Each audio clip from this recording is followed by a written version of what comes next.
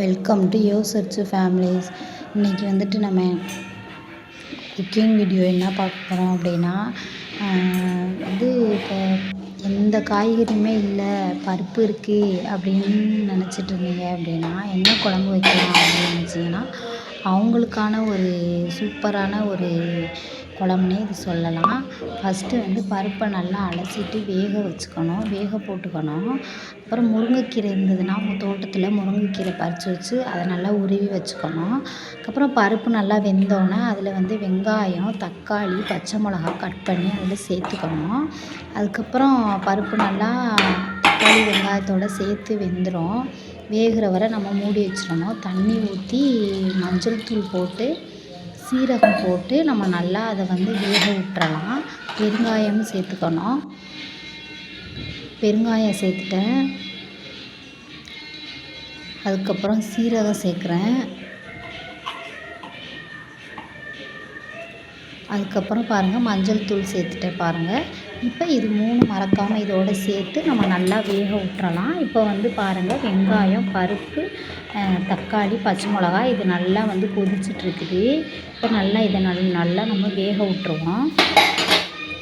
இது வந்து நீங்கள் குக்கரில் பண்ணுறனாலும் பண்ணலாம். ஆனால் குக்கரில் பண்ணால் ஆவி வெளியில் போகாமல் உள்ளுக்குள்ளே இருந்தால் அது நல்லா தெரியாது. இப்போ பாருங்கள் நான் கீரை வந்து நல்லா அதை வந்து உருவி வச்சுருக்கிறேன். இந்த மாதிரி வந்துட்டு நீங்கள் கீரை வந்து எவ்வளோ பேர் இருக்கிறீங்க, எவ்வளோ சாப்பிட்றதுக்கு தக்கன அதுக்கேற்ற மாதிரி நீங்கள் நல்லா உருவி வச்சுக்கணும். இதில் வந்துட்டு நான் லைட்டாக வந்து மசாலா முடிஞ்சிருச்சு, வீட்டு மசாலா. அதனால் வந்துட்டு கடை மசாலா தான் சேர்த்துக்கிட்டு இப்போ வந்து நம்ம தாளிக்கலாம். லைட்டாக கொஞ்சோண்டு தான் மசாலா சேர்த்துக்கணும், ரொம்ப சேர்த்துக்கக்கூடாது. இப்போ நம்ம கடாயில் எண்ணெய் சேர்த்துக்கிட்டோம். எண்ணெய் சேர்த்துக்கிட்டு அதுக்கப்புறம் வந்து கடுகு போடணும். கருவேப்பிலை போடக்கூடாது, கடுகு மட்டும் போடணும்.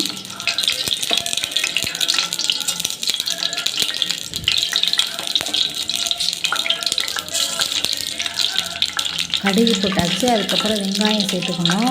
பட்டை மிளகா, காஞ்ச மிளகா இருந்துச்சு அப்படின்னா அது ஒரு 4-5 எடுத்து சேர்த்துக்கிட்டு இதை நல்லா நம்ம வந்து கலந்து விடணும். நல்லா பொரிஞ்சு வர்ற அளவுக்கு கலந்து விட்டுக்கணும்.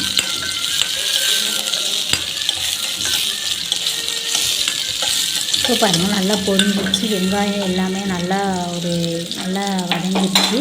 இதுக்கப்புறம் நம்ம கீரையை எடுத்து இதில் ஆட் பண்ணிக்கணும். கீரையை வந்து நம்ம நல்லா அலசிக்கணும். அது வந்து முருங்கைக்கீரை தண்ணி படாது, இருந்தாலும் வந்து கீரையை நல்லா தண்ணியில் முக்கி அதை எடுத்து நம்ம வந்து இந்த பூச்சி, இந்த ஒரு சில இதெல்லாம் பழுத்து போன கீரை இதெல்லாம் இருக்கும் பார்த்தீங்களா, அதெல்லாம் வந்து அந்த தண்ணியில் போயிடும். அதனால் வந்துட்டு நல்லா நம்ம ஏதோ மரத்தில் இருக்கிறதானே அப்படின்னு நினச்சிட்டு நம்ம அப்படியே போடக்கூடாது. நம்ம அதை அலசிட்டு தான் போடணும். அது நிறையா பூச்சிகள்லாம் இருக்கும். அதனால் உருளையிலேருந்து நம்ம உதறிட்டு தான் அந்த கீரையை உருவணும்.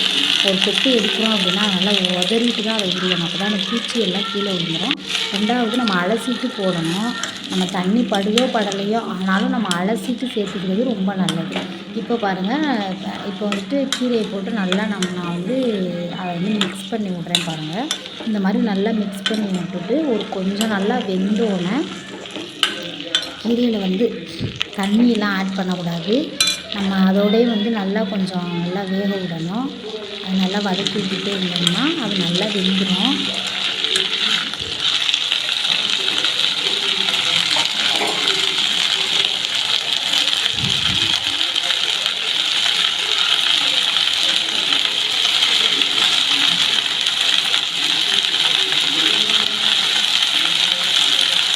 இந்த மாதிரி மெடிக்கல் எதுவுமே இல்லை அப்படின்னா நீங்கள் இந்த மாதிரி செஞ்சு சாப்பிட்டோம்னா ரொம்ப டேஸ்ட்டாக இருக்கணும். பாருங்கள், இப்போ நல்லா வந்துட்டு நல்லா வெந்துடுச்சு.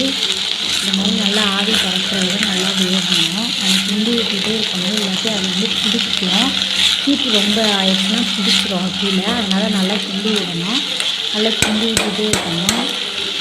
இந்த மாதிரி நீங்கள் பண்ணி சாப்பிட்டீங்க அப்படின்னா ரொம்பவே நல்லாயிருக்கும். இதுக்கு சைடிஷ் வந்து ஏதாவது வத்தல் வறுத்துக்கலாம், அப்பளம், எக்கு இந்த மாதிரி ஏதாவது வத்தல் வறுத்து சாப்பிட்டோம்னா ரொம்ப டேஸ்ட்டாக இருக்கும். இதுக்கு அதாவது காய்கறி எதுவுமே இல்லை அப்படின்னா அர்ஜென்ட்டுக்கு செய்யணும் அப்படின்னா பண்ணிக்கலாம். இப்போ நல்லா வெந்துருச்சு பாருங்கள். இப்போ நம்ம அதை எடுத்து நம்ம சேர்த்துக்கலாம் கீரையில்.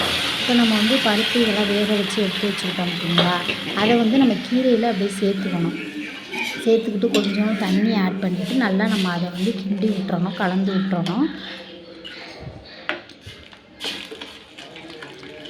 இப்போ பாருங்கள் கீரை இப்போ இது பேர் தான் கீரை சாம்பார்னு சொல்லுவோம். கீரை சாம்பார் இப்படி வச்சு சாப்பிட்டா ரொம்பவே டேஸ்ட்டாக இருக்குங்க. இப்போ நம்ம வந்துட்டு இதில் கொஞ்சோண்டு தண்ணி ஆட் பண்ணிவிட்டு நம்ம அதை நல்லா வேக விடலாம். இப்போ நல்லா வேக விட்டு கொதிச்சிட்ருக்கும் பாருங்கள். கொதிச்சோன்னா நான் லாஸ்ட்டு வீடியோ நான் எடுக்கலை, குழம்பு கொதிக்குது பாருங்கள். இது அவ்வளோதான். நம்ம சேனலை சப்ஸ்கிரைப் பண்ணிடுங்க. ஓகே, பாய்.